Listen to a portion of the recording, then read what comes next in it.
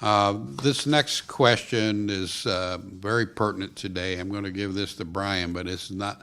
This is an unfair question for any of us. I'm not picking on Brian, but he may have some interesting insights here. The question is this: regarding the current chip shortage, what best practices could have been employed to prevent this chip shortage adventure?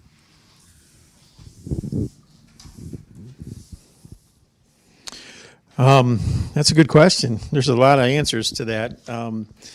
The chip shortage, I think, caught a lot of people off guard in some regards because it stopped, in some cases, has affected the production of automobiles.